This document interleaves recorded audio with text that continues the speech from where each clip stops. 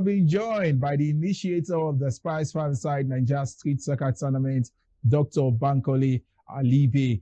Dr. Alibay, it's a pleasure to have you join us on the show. Thank you very much. It's a pleasure to be here. Yes, we are almost there. The last round of quarterfinal fixtures hold today. Season 2 of the Spires five-side Nigeria Street Soccer Tournament. Talk to us about where we are this time and how has the season been thus far? Thank you very much for having me. Let's start by saying it's been a long walk. It's a lofty dream when you think about how to add value to young people and ensuring that they are able to do something for themselves, not just giving them handout, but nurturing their passion to ensure that they deliver value not just for themselves, but the wider society. Like I mentioned at the beginning, about 87 million people in Nigeria play football, either passionately or passively. So that kind of number is not a number that we can basically just push aside and move on with our lives. It's something that we need to nurture. So that's the first part of the encouragement. The second part of it is that that number is something that can build an economy around. It's more than the economy, it's more than the size of many populations in Africa, even across the world. So we believe that is something that is worth investing in.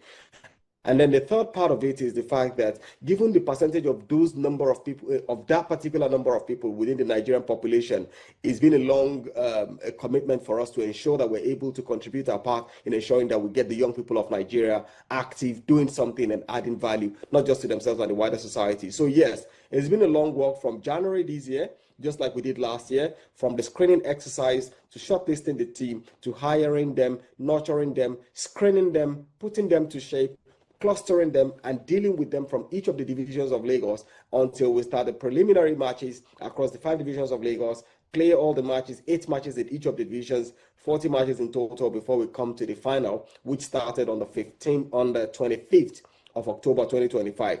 It's been a very expensive exercise. We would shy away from that. It's been very challenging in terms of ensuring that we put the matches up to standard. Like we put it when we started our tournament this year. We want a tournament that will be able to compete in any part of the world, which is exactly what we're doing. And at the back of all of that, we're trying to do our best to ensure that we are not just playing the football for the fun of it. We're also building the capacity of the young people. We're also ensuring that they get something to look out for and also ensuring that we're preparing them for the future. So yes, it's been quite challenging, but at the same time, it's been quite rewarding.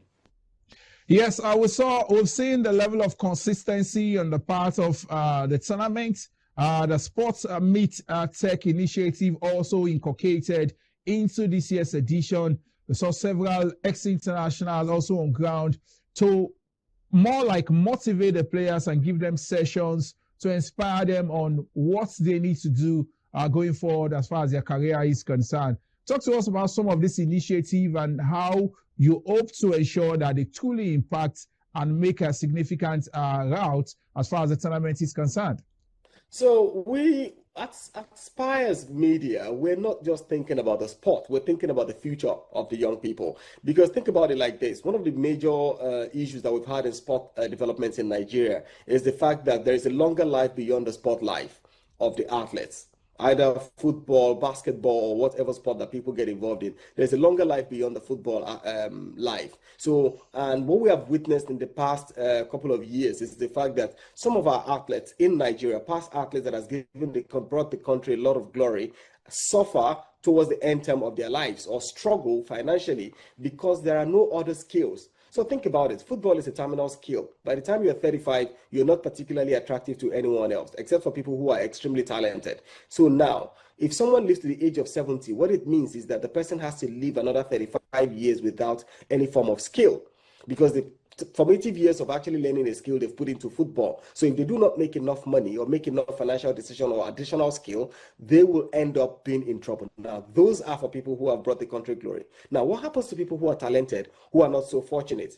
What it will mean for them is that they will go through all this period until they are in their mid-30s, only for them to realize that they are not playing in the EPL, they're not playing in the MPFL, they're not playing in any professional league, they're not playing for the national team, and they have skills to playing football, and they do not have any other skill out of their life. And they can't make it up to being a coach, because the level of exposure that is required for them to get to that level is absent. So having understand that part in the ecosystem of the Nigerian athletic ecosystem, we decided to be proactive. And I can say, as a matter of fact, I live in Europe and I travel all over the world. And I can say this is the very first time that we are doing something that we think the world will copy when it comes to ensuring that young people are not just learning the skill in terms of athletics, we're also teaching them a lifelong skill. So I'm preparing them for the life after the sport. And that is how we came about the idea. It wasn't a very convenient idea. It wasn't a very affordable idea, but it's something that has to be done. It is very expensive. For example, this year, we put these players together. We taught them on Microsoft Office productivity tool. We taught them about graphics. We taught them about machine learning, artificial intelligence. On Thursday, they went through graphics, and on Friday, they went through cyber security. These are lifelong skills that can actually help them to become someone in the future outside the field of play. The whole idea is to ensure that we're not just giving them a temporary euphoria of making them to win on the pitch. We want them to win in life, and that is why we're giving them this transferable lifelong skill for them to have something to win on, even when they're not on the field of play. Yes, before we let you go, the final will build up to the finale on Saturday, the 15th of this month. What should Nigerians, what should Lagosians expect? We know it's going to be plenty of fireworks, razzmatazz, the best blend of entertainment and sports. So what should we expect? The fans, what should they be looking forward to? Last year when we had the final edition of the tournament, we said that if you think it's fun last year, come out for the fireworks this year. And I think we've delivered on that up to this moment. And we're taking it a notch higher this year. This year, we're doing something extraordinarily different because we have had this tournament. We have had the Sport Meets Tech Week, which we have taught a lot of the tech skills that we've talked about.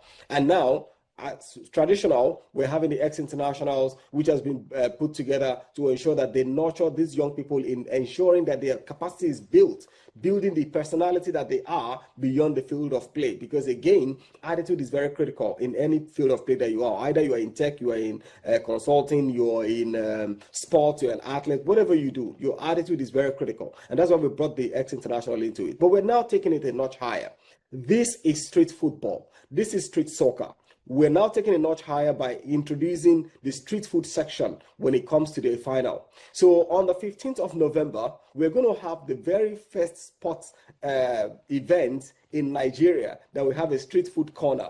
We will be providing for over 500 young people to come and understand what it means to have the street food of Nigeria, on the street of Nigeria. You talk about all the delicacy that you enjoy on the street or where you are in traffic, the roasted yam, roasted plantain, puff, akara, all this food that we eat on the street of Nigeria. We're bringing it live to the venue to create a total street environment whereby people can come, have fun, listen to watch the dance competition, watch the rap competition, be part of the food experience, the food tasting, the drink tasting experience, and then the performance by the artist, and eventually the football tournament itself as it comes to a glorious closure for the 2025 campaign. The whole idea is to rejuvenate the street culture of Nigeria, something beautiful that we need to look out for. And that's exactly what we're trying to do. So we're not just building the skill for the people, we're also building them to understand the rich culture in where they belong and to have something as an identity for them to believe in as a Nigerian. Yes, Dr. Bankole Alibay, convener, Spires 5-side Nigeria Street Soccer Tournament, now in its second edition. We build up to the finale.